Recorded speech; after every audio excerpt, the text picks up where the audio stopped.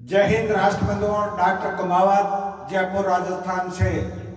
आज भारतीय सनातन नववर्ष की सभी राष्ट्रबंधुओं को मोकली मोकली शुभकामनाएं, ढेर सारी बधाइयाँ।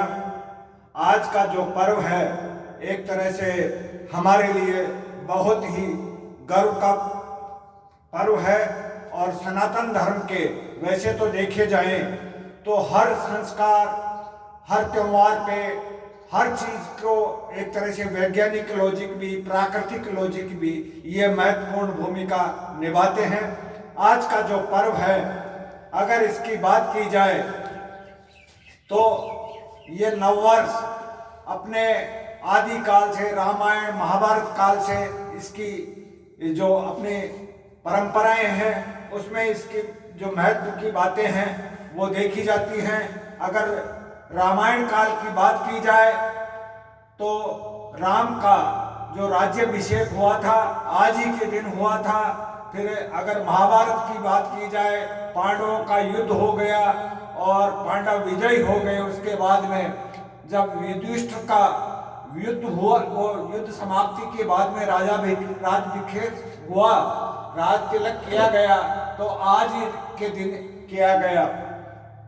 और जब अपनी जो पौराणिक संस्कृति बड़े चरम पे थी, पूरा विश्व इसका अभिभूत था, तो बहुत से आक्रांताओं ने अपने देश पे लूटने के लिए या इस संस्कृति को नष्ट करने के लिए आक्रमण किए।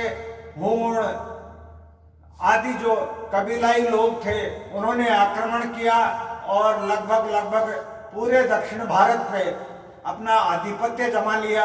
उस समय एक मगध से अपने एक नए लीडर विक्रमादित्य के रूप में उभर करके आए, जिन्होंने पूरे राज परिवारों को साथ लेकर के उन लोगों को, उन आक्रांताओं को खदेड़ते हुए उनके मूल स्थान तक पहुंचाया।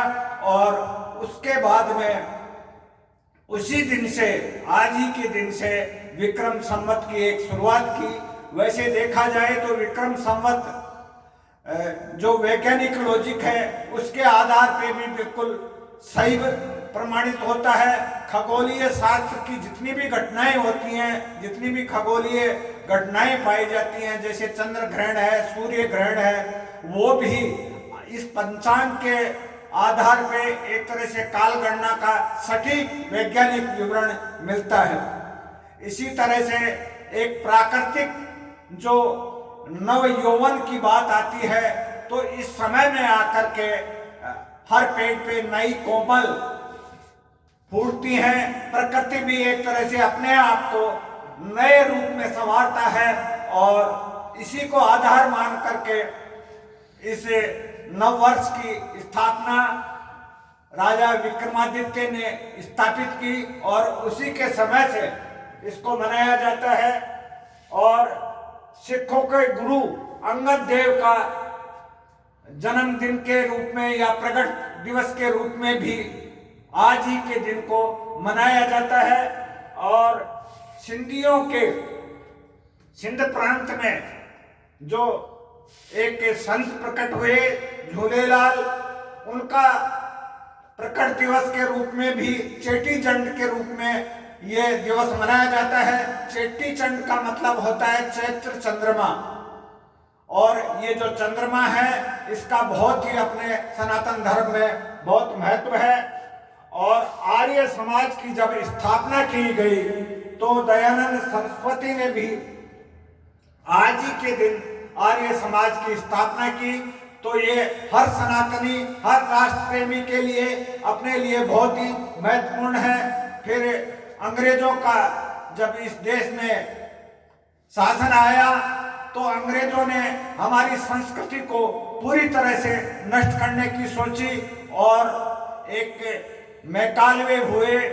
उन्होंने जो अपनी शिक्षा पद्धति थी या संस्कृति को तोड़ने के लिए हम लोगों पे कमतरी का भाव भर दिया।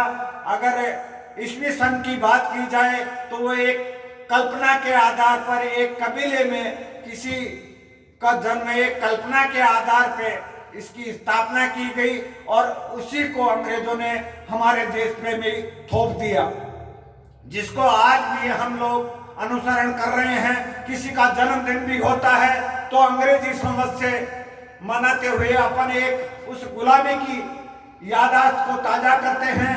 तो मैं आज के इस शुभ अवसर पर आप सभी राष्ट्र प्रेमियों को यह आह्वान करता हूं कि जब भी आपका जन्म दिवस आए तो भारतीय परंपरा और भारतीय पंचांग के अनुसार मनाएं, जिससे एक अलग ही राष्ट्र प्रेम की गर्व की अनुभूति होगी और जो आने वाली जनरेशन है उससे भी इस नव वर्ष के बारे में अवगत कराएं।